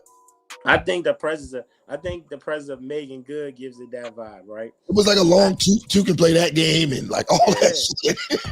I think Megan Good's presence gives it that feel, because it's one thing that they said, like at the wind out of Insecure, it was an opportunity for you to get to know a bunch of brand new characters that you wasn't emotionally invested into from other movies. Megan Good been in so many of them type of movies. Yeah, it just felt like too much of the same. It's almost hard to, like, damn, you doing the same role again? Like, it's hard versus Issa and they was all brand new to us. Yeah. You know what I'm saying? So they seem like everyday regular people you can get behind, versus Megan, she's worn that fucking role out. Like, she beat that shit to death. Then you got the light-skinned friend parody. You know what I'm saying? Everybody got to have a light-skinned friend. I think what they did, they focused a lot on inclusion on Harlem. That's what I'm seeing. It was like, everybody's represented. LGBTQ. They were overly dating. Overly represented. All ethnicities. Like, it feels. I get what you're saying. It feels a little forced, but it's coming from a perspective. We just got finished watching Insecure that was written very well, right? So it's like comparing like a burger to a steak. If you hadn't had the steak, you could have a good burger and think the burger is cool. But if you just had a fucking ribeye or a T-bone or something, and then you get a fucking Fuddruckers burger, you be like, man, this shit ain't what that is. Like, I want the real shit. So I think if we weren't coming off a great season of Insecure and watching Harlem at the same time, I don't think people or you would judge it as harshly. But in the vacuum versus Insecure, it definitely feels like I mean, it feels like the corporate version of Insecure. Yeah, definitely the corporate version. I just felt like it was a little, like, for instance, there was a barbershop scene, right, where the one that's a lesbian was in the barbershop and the niggas was in the barbershop talking all crazy about sex and shit, right? Which never happens. Because when a woman comes in the barbershop, niggas automatically, we 99 that shit. 99 right away, boom. We're talking normal, we're talking regular. But anyway, they decided to make this an extra ass scene and nigga was talking about busting a nut on a girl's titties or some shit like that, right? And the girl got offended and left mid haircut out the barber chair, right? But then I look at the rest of the show, and every time these bitches are out to dinner or anywhere, all they're talking about is sex, eating pussy, eating booty. That's what they're talking about the whole show. But all of a sudden, when you go to the barbershop and niggas are talking about sex, it's the most disgusting thing you ever heard in your life. I thought that was very hypocritical. And I thought there was a lot of low-key subliminal shots taken at black men watching the show. Or just men in general. There was a lot of low-key shots taken at men when the women's behavior on the show was just as piss poor. Nah, I agree 100% with that. I don't know how the hell I ended up off camera. Yeah, I don't know what the fuck is going on with y'all niggas' Wi-Fi, man. Nah, it ain't my Wi-Fi because I'm sounding great. It's the fucking StreamYard. Maybe it is, but it'll fix itself. But yeah, that nigga said it'll fix itself. Okay. But you did at least notice that. Yeah. Yeah, no, absolutely. So, what I noticed, I mean, they set the tone in the beginning that this is going to be a female-centric show. When they started it, the first episode was talking about that tribe somewhere that the females ran everything and female empowerment. So that kind of set me up. I was sitting here watching with Jazz. I was like, yeah, I know Trip's going to hate this show. So as soon as I seen the I didn't hate it. I didn't hate it. I seen the first episode. Well, I just think that the tone was already set right there. And then just certain little things like roles are reversed. It's like they go into a male strip club when traditionally you see a show is men going to a female strip club, right? Or it's a dude saving a stripper out of the strip club versus a woman saving a guy out of the strip club. You know what I'm saying? Certain, like, is the paradigm is flipped in this show. But I think they were like purposely going for that. Yeah, but I feel like, once again, another unreal situation. Attractive women don't go to male strip clubs. I don't know. Every woman that I know goes to a male strip club. I mean, no offense. Shout out to all the ladies that go out to male strip clubs. But y'all are weird. Y'all are weird. Hey, look. Hold up. I got a funny story, right? Jazz talking about I'm going on a Sunday fun day. I'm about to go have a good time, right? I'm like, yeah, where you ended up? She was like, yeah, I ended up at a male strip club in Baltimore. I was like, oh, this couldn't have gone right. Then she come home talking about I got a backache. The stripper had on Timberlands, doing the stripper dance, and she smelled like Newports, and she did a handstand on her back. Oh, she went to a female strip club. Yeah. Oh, yeah. I mean, listen, what I'm saying is attractive women don't go to male strip clubs. They just don't. They don't need, even a halfway decent woman doesn't go to a male strip club. They just don't need that type of energy. Like, yeah, because they really want, they can go outside and flag some dick down at any time. Like, it's the lowest of the low, like, on the scale, number-wise, that go to male strip clubs. It's the lowest of the low. Anytime you need to see a nigga twerking and doing all that bullshit, grown ass man in a thong doing all that wild shit, like, that's just the most unmasculine shit ever. And this is how you have to go out and get some dick. And then you don't even really they don't even really get it. They share it. You gotta share it with the whole room. Right. And most of them niggas don't even like women. So I don't know, bro. I mean, just a lot of that show was just, it was, to me, like I said, I watched it. I watched the whole fucking season. I did my due diligence. I supported the Black series. I did what I had to do. But just watching it, I think that out of that first season, women are going to walk away with the wrong message if they think that any part of that show was real life. Yeah, It's the wrong message. I ain't gonna lie. I'm sitting here watching it with Jazz, and she said this is a show full of women giving each other bad advice. Yeah. Bad, whole lot of bad advice. You know, and it's like, at what point are Black women going to realize that you don't need to try to show up a man? Like, we aren't impressed by competition with women. We aren't impressed. That's an automatic red flag. Oh, I can do anything a man can do, blah, blah, blah. Huh? Wait a minute, what are you talking about here? It's like they don't want to accept the fact that you have to get on the man's program. It just is what it is. If you're not willing to get on the program with a man, you're going to be just like Vivica A. Fox. You're going to be just like Megan Good, recently divorced. The nigga left her. Yeah, he did. He divorced her. The nigga left her. I want to know, and that looked bad because as soon as they got married, they was out on all them wedding tours, teaching about morals and responsibility, couples therapy. They was doing all of that shit off the break. They probably shouldn't have did that before they went through something as a couple. I mean, it is. I mean, like I say I say this to my wife's friends all the time because she got a couple single friends that always complain about the dating scene, and I'm just like, it's y'all. It ain't the men. What y'all don't understand. What y'all don't understand is that you have, like, if you're out here dating and you're not ready to get on the man's program, then guess what? You're gonna be supporting the man. Because a nigga won't even go 50-50 with you if you can't get on his program.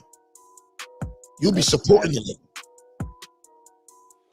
That's a fact. They definitely gonna end up with a bum nigga that they gonna be like you said, they gonna be supporting them. Complaining about. He gonna be dropped just like Jody, dropping your ass off to work. He gonna put some tents on your motherfucking Maxima and be slaying bitches all day until you get to work. Hey, look here. Hey, Trip, you know Jazz had the nerve to call me Jody. She had the look, she almost got dumped that day. She wouldn't even know it. I was like, what did she end up, if she ended up with Yeah, cuz you on your Jody shit? That's what I'm saying. I was like, wait till I'll dump you and see you end up with a real Jody. You see what that shit really like. You know, once you see 17-inch rims on her Prius or whatever she got. She actually got a Honda. Same thing. She got the rich bitch Honda, the coupe.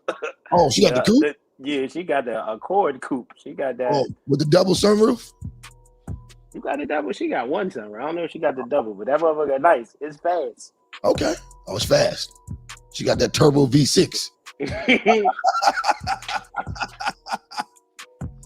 But nah, man, like, you know, it'd be so hard to explain that to some of these women, man. They just don't get it, man. And it shows like that keep them in that mindset, that keep them on that I gotta outdo men and be a hustler and all this bullshit. But the funny part, right? The episode, I thought about you when I saw this episode, right? When she was like taking all the girls out. I'm about to gather y'all out. This about to be the fuck niggas party. We about to be out here. She dipped on their ass and went on a date. Left them in a strip club. Went on a date. The nigga took her on a wonderful date. She got mad the next day because the nigga looked on Instagram to figure out what to do and take her on the date. The nigga actually He tried to be romantic and figure out what she liked, and she got mad about that. And she got mad. I was like, if this ain't the modern woman, this ain't. You did research on me. This might be the Johnny Black, but I gotta say this, man. And before anybody started accusing me Let me make that statement. Before anybody, I'm married to a black woman, right, who doesn't give me these problems. But I'm just telling you what I notice. This is why. And I'm not even gonna say white women. Shout out to Kevin Samuels. He made a great point. This is why it's Asian and Spanish women swooping up black men left and right. Because of shit like that. You don't even want a nigga to be interested in what you like. Or he's weird if he takes that's why niggas don't take interest in nothing y'all want. It's like y'all want a nigga just not to give a fuck. Come blow your back out and roll. You can't go by that. And that's why you be single for the rest of your life. Ooh, girl, he was too weird. He knew my whole style. He knew what I wanted and everything. I think you're probably crazy. No, bitch, you crazy. And you need therapy. People doing nice things for you is not a sign of them being crazy. Sometimes it is. But people looking into what you want and trying to please you is not a bad thing. At all. You got your shit back in? Nah, I think that's a good segue. A good segue into Tiffany Haddish. Tiffany Haddish. Let me pull this shit up, man.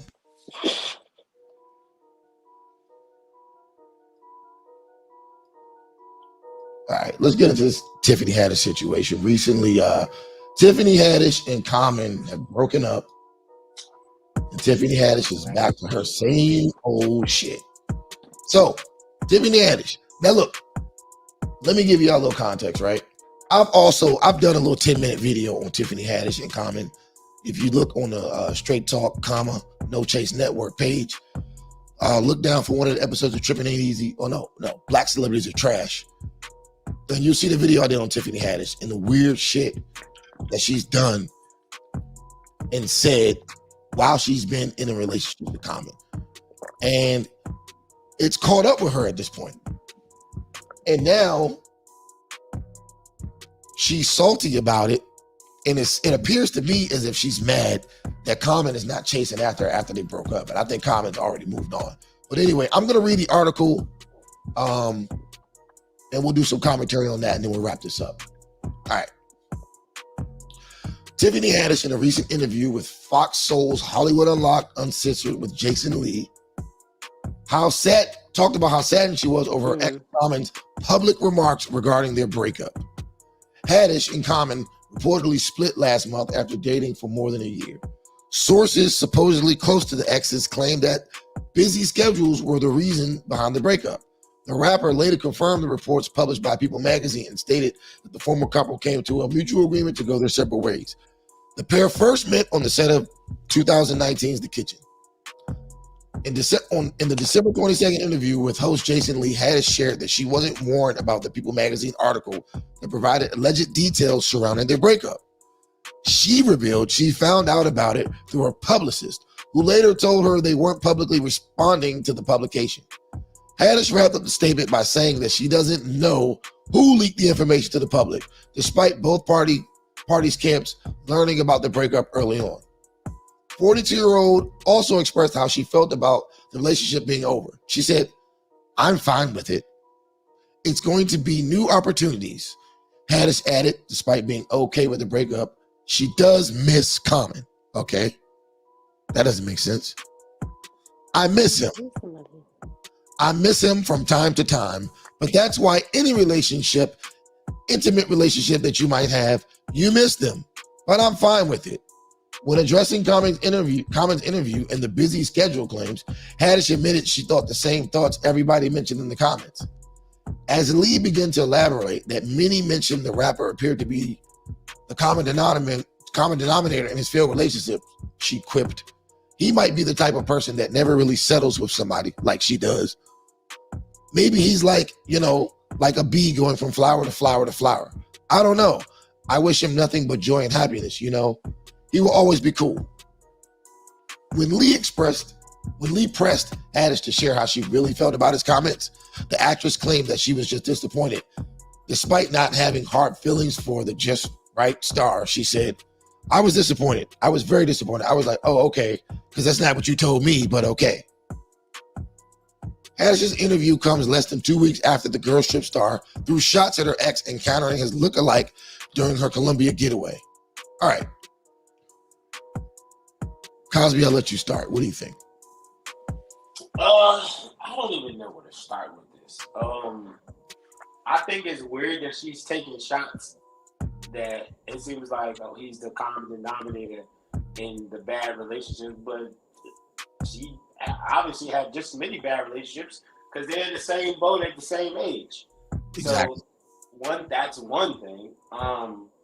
And if it was a mutual breakup, I don't see him out there trashing her in the public, even like with these like underhanded kind of shots, like, oh, he's a bee going flower to flower. That's kind of like insinuated, you know, he can't settle down, or maybe infidelity. It's like, if you're gonna say it, say it. If you're gonna keep it amicable, keep it amicable. So those statements kind of throw me off. And then plus how she just kind of out there a little bit for her to be in a relationship. Like, her energy and demeanor is not giving housewife, or it's not giving wife. I mean, a lot of the comments that she's made publicly, like, for instance, when I did the video a while back, when she was talking about when she got the first time she had an orgasm, she got finger popped in the back of an AMC movie theater watching Face Off.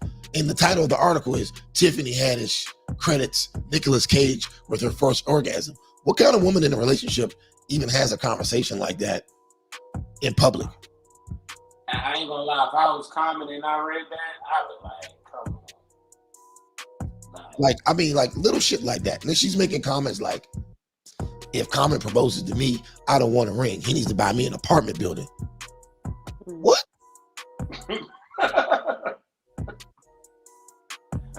Red flag. Red flag.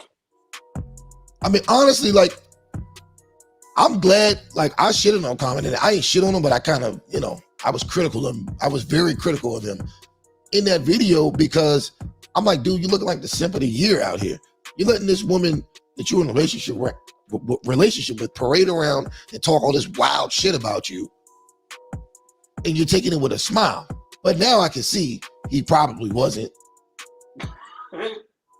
He had already punched her ticket on out of there. And now she right. She acting like she don't know why she got canceled. But that goes to what I say, dog. I mean, this delusional mentality from in general, with modern women is getting out of hand. Tiffany Haddish is fucking delusional, man. I don't know what else to say about that. She might be one of the ones that's just been single for so long, they don't necessarily know how to operate within relationships, because we think common sense don't do that, no pun intended. Common sense would tell you not to speak about things like that while you're in a relationship. See if you was married, you still trying to get in there, right? And like, this man, you know what I'm saying, like, see something in you to be in a public relationship with you, but you gotta also realize you're both famous, so anything you say is gonna get mad traction, is gonna reflect bad on him. That could affect his career. Like, and I don't think she took those things into account. Like, she trying to be funny, she trying to play this persona, but when it comes down to your relationship, all that funny persona shit, that shit's out the window if you out there embarrassing your man. Like, it's not a good look. And especially if you got a man that's sought after, you know what I'm saying? She's 42 years old. If you score a man at 42 like that, like, you winning. Like, and I think she fumbled that shit. From outside looking in. And this thing, I don't know their whole situation. But it just appears that it's like he was ready to, like, kind of settle down and ride with her. And I don't think she might she might have wanted the relationship, but she wasn't ready for it. I mean, I don't know, man. When I look, if you're doing that, you're not ready for a relationship. No, you definitely not. Tiffany Haddish. Since we first seen her, like honestly, I was surprised that Common even. I was surprised that he even hit that. To be honest with you, like I don't know. I feel like if I'm Common and I hit Tiffany Haddish like on some drunk shit after the innings, like I'm not even gonna tell nobody. Yeah. I think she attractive and she seemed like she charming. She cool. But she hood rat attractive. Like, I mean, yeah. She hood rat attractive though. Yeah. You know what I mean? She kind of thick though. I mean, but he's Common. Yeah. It's hard to go from Badu to Tiffany Haddish. That's a motherfucker. Actually, it's not, because Badu she is who she is. Shout out to Badu, but like, who you picking? Badu or Haddish? Yeah. I'm pumping, dumping both. Hey, let me see that Johnny Walker bottle. Where you at on the line? No, I'm good. Where's the line at? I'm good. I barely scratched the surface. Nah, man. Pause. The whole neck is gone. You can't hit the button if I say pause. It's protocol. You can't hit the button if I say pause. Bro, I haven't hit no button in a while, man. Oh shit. It's raining. Hallelujah. But nah, man, shit. I mean, look, we can go ahead and wrap this up. I don't know what the fuck happened to Kurt. Hopefully he's okay. We're gonna have to wrap this up. So we're gonna go with the final thoughts. Kurt went into a weed-induced coma. Right. He just bowed out. He bowed out gracefully. So what you got, man? Final thoughts. All right. It's great to be back on, even though we remote. I love you. Talk some shit, have a good time. Shout out to everybody who listened live tonight. Leave comments. Shout out to everybody who's going to watch the replay. It's good to be back with y'all and giving you some really good insight, drunk facts, and analogy. Facts. It's excellent. Drunk facts. Let's start with the vaccine and COVID and all of those things that's affecting our world right now. Once again, man, shout out to everybody who's gone through it, been through it, who's currently going through it. It's taxing emotionally, man. People not being able to see their family during the holidays. People having loved ones that are sick and passed away. Sometimes, we argue back and forth. We make light about certain situations, but want to let you know that, we feel like it's a serious issue and it's not to be taken lightly. So don't confuse our back and forth banter as us not caring about the situation. This is a fluid process, and I'm realizing that,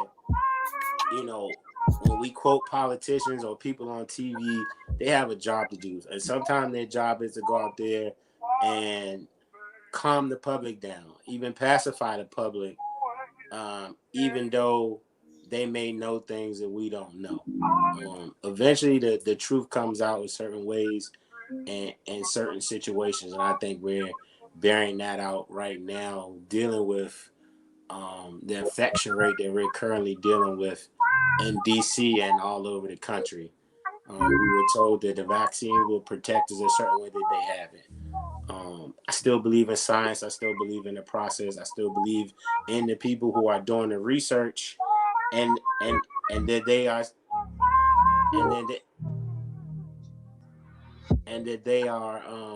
they have our best interests in mind. I would still tell people to get vaccinated, protect themselves, protect their family, because you don't want to end up in the ICU or you don't want to pass away. All right, what's the next topic? Megan Good, Harlem versus Insecure, Issa Rae.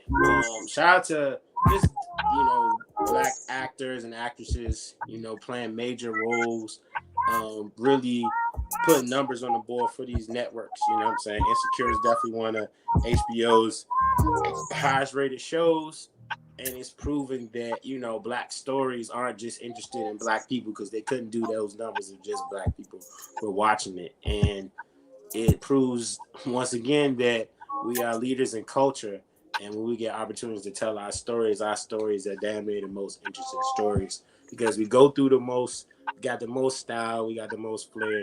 You know, we're the leaders of the culture. So shout out to us for that. Insecure is a great show. Been watching it all 5 years. I ain't missed the episode. Shout out to Issa, and shout out to the whole writing team. Shout out to all of the actresses and actors on the show, man. They put on a great product, and I hope it's gonna be some spinoffs. I feel like they set up the ending to where as though a couple of those people could have some spinoffs down the line. And I hope that writing team gets together. I also know it's an Insecure movie in the works as too, so I'm excited to see the Insecure movie. I think they're gonna pick up with some of those themes they left off. As far as Harlem is concerned, I think they might need to borrow some cues from Insecure in terms of just making it a little bit more balanced and authentic. Now, if the show is just gonna be a woman or female-centered show, and that's just what it is, call it what it is, and, you know, we can adjust accordingly. But if it's aiming to be an Insecure type of show that's showing the perspective of the man, the woman, us as a culture, us as a community, dealing with gentrification, dealing with dating, dealing with business, dealing with all of the things, I think the show could be, you know, more balanced, less corporate, more real feeling. It's gonna be hard with Megan as the lead, because she just been in so many goddamn movies playing that same goddamn role. It's hard not to see her. And then they had cousin Skeeter being a stripper, good guy stripper. It was just, I don't know. Like, it's hard when you recycle characters like that. It's hard to take the shit seriously. Right? It was hard to take him serious as a good guy stripper, whatever the fuck that was, right? But all in all, I don't think it's a bad show. And I think as the seasons go along, Insecure got better. When they got better writers, more cast, more money put into the show, it got better. So I think Harlem has that potential if they're willing to do that, right? But shout out to them. Tiffany Haddish and Common. I'm a big Common fan back since he was Common since Water for Chocolate. So frankly, it doesn't make sense of him dating Tiffany Haddish to me. Just me being a fan of his music and seeing him develop in the culture, that seemed like a left turn move anyway. Just based upon how my perception of who she was. Throughout their relationship, anymore. She was saying and doing, it was still throwing me off. So, that match. Yo, you out. Something happened. You out.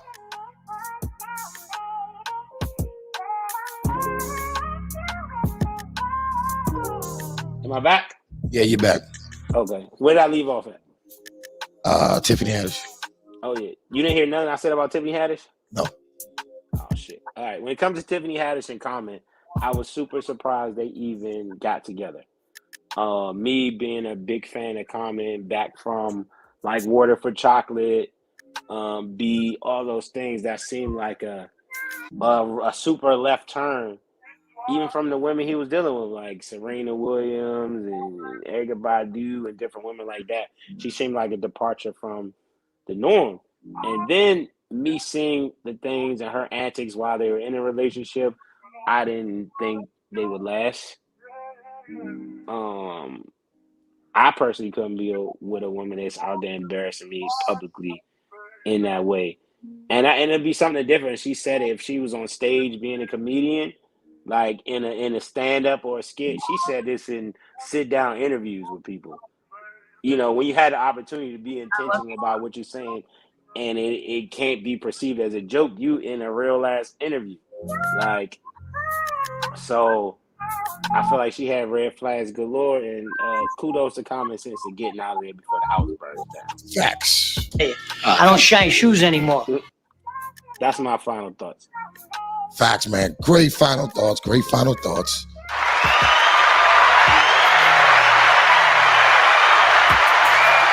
Yo, before I get into my final thoughts, I'd like to say shout out to Kirk Keys.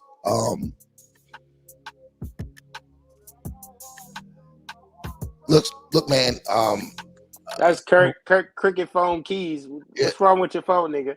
I mean, like, my nigga, like, Verizon has some pretty decent Wi-Fi. I don't know what got going on. Hey, we gonna start a GoFundMe for Kirk Keys Wi-Fi. No, that's unacceptable. We gonna get it together. Matter of fact, I'm gonna put the Cash App on the screen next show, man. Let's get this nigga Kurt some money, man. For real.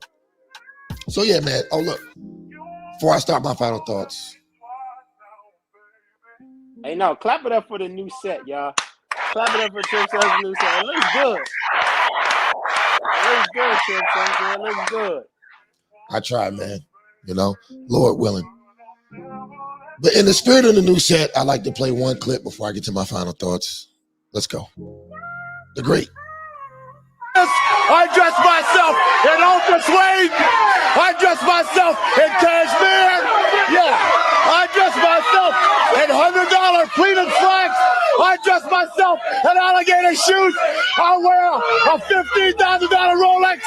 I got Mercedes-Benz, Rolls Royce, the biggest house on the biggest hill on the biggest side of town. Shout out to Rick Flair. Shout out to Ric Flair. I wish he kept the line about, and all the chicks want to ride on Space Mountain. I'm a married man. I can't say all that, man. But yo, real quick, man. When it comes to the vaccines, man, I'm beating a dead horse. Y'all know how I feel. At the end of the day, I'm gonna speak to what affects me personally, right? And that's the mandates that Prime Minister Muriel Bowser and the Communist Council of Washington, D.C. implemented not just last week. I'll get into that, but I want to get into just the D.C. government workers mandate, which is totally failing at this point. 85% of the DC government workforce is vaccinated. And we are at the highest infection rate in COVID history at this point. Ever since the mandate started, everybody started getting vaccines. The school system, the police department, the fire department, the three major, not to mention the hospital workers, but I'm talking about DC government workers. Shout out to the hospital workers too. The government workers, the backbone of the society, are being hit big time right now. Whether you're vaccinated or non-vaccinated, you're being hit. Why? Because people are acting based off a payoff and not in the best interest of the public. Based off a payoff. At this point, we are at the highest numbers we've ever seen. My profession, where I work, there are over 400 people off on COVID right now. And 90% of those people are vaccinated. And this is not a shot against them, because I respect the fact that they went out and did what they thought they had to do for their family. So I'm not here to disrespect anybody that got vaccinated. All I'm telling you is that at this point, it's a complete fucking mess. And instead of just admitting that you're in a mess and admitting that you made a mistake, you're doubling down on stupid. And no, I'm not calling the mayor stupid. I'm just saying the policies. We're doubling down on stupidity.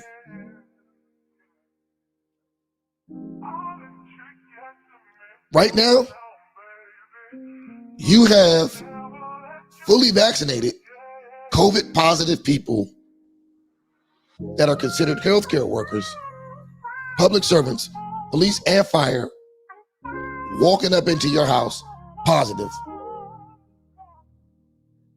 because the city doesn't know what to do. The city doesn't know what to do. Let that sink in. An EMT or paramedic test positive. No symptoms, but they can still infect people. They're being told, man, come on into work. They go up into a nursing home that your grandmother, great-grandmother, your mother, your father, your aunt, your cousin, your sister or brother that's in rehab could be in and could get infected based on the way they're running things right now.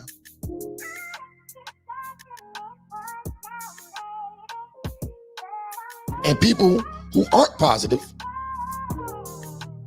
who happen to be unvaccinated, are being sent home. This is the policy that we're dealing with right now. Now, I could go deeper into it, but there's a time and place for that, and that'll get out when it gets out. But I just want to alert everybody that your safety or alleged safety isn't being taken in consideration. The money is being taken in consideration first. Now let me get on the mandates. So we've already established through hours and hours of argument that vaccinated people are in fact just as contagious as unvaccinated people. But somehow the city thinks that banning unvaccinated people from going to restaurants, bars, gyms, and a couple of other businesses is appropriate. I love you, I'm not going to beat a dead horse. I'm just going to reiterate for the last time. Vaccinated and non-vaccinated people have the same viral load and can spread and transmit COVID-19 at the same rates, allegedly. Because from what I've seen, vaccinated people are doing it more. But that's neither here nor there. So I'm just saying, look into what your elected officials are doing, ask questions, make your voices heard, because if you don't, who knows what else or what next is going to be forced on you against your will. Now, when it comes to the season finale of Insecure, I thought it was great. I thought Issa Rae did a great job at just wrapping up the show the best way she saw fit. There was no need for any long, drawn-out, dramatic bullshit. Everybody got a happy ending, and I love to see black people end like that. So, to Issa Rae, kudos to you. Kudos to you.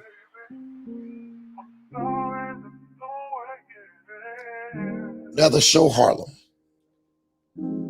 I watched the entire season. There were some good things about it. There were some bad things about it. Ultimately, I thought it was entertaining, but it was extremely problematic. And for people who aren't geniuses like me, especially for some of you modern women out here, you might watch this show and you might think that some of the behavior that these women exhibit on this show is acceptable, and it's not. Ladies, I'm going to make this real brief and I'm going to get out of here. All you have to do to meet and stay in a relationship with a decent man is to get on his program. That's all you have to do.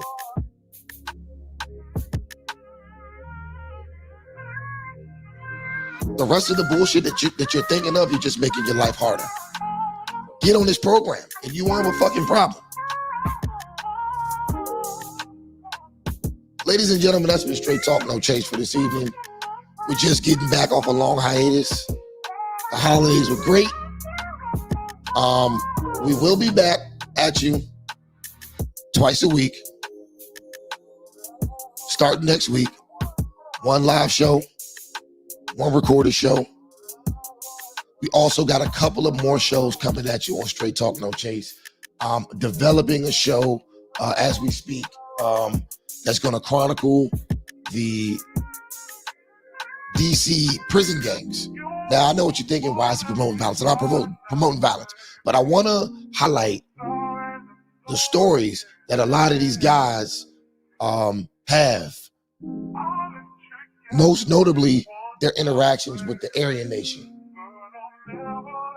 Also got a lot of old school DC street legends that are going to be on the show soon. So look out for that. We're developing that now. Straight Talk No Chase is more than just a podcast. It's a network. Also, look out for more content from Cosby Digital. He's got some shit he's working on. We just getting to work. 2022, we getting to work. As you can see, we stepping up the content. We stepping up everything. Hope y'all had a happy holiday. For myself, Cosby Digital, and Kirk Keys, we out of this bitch.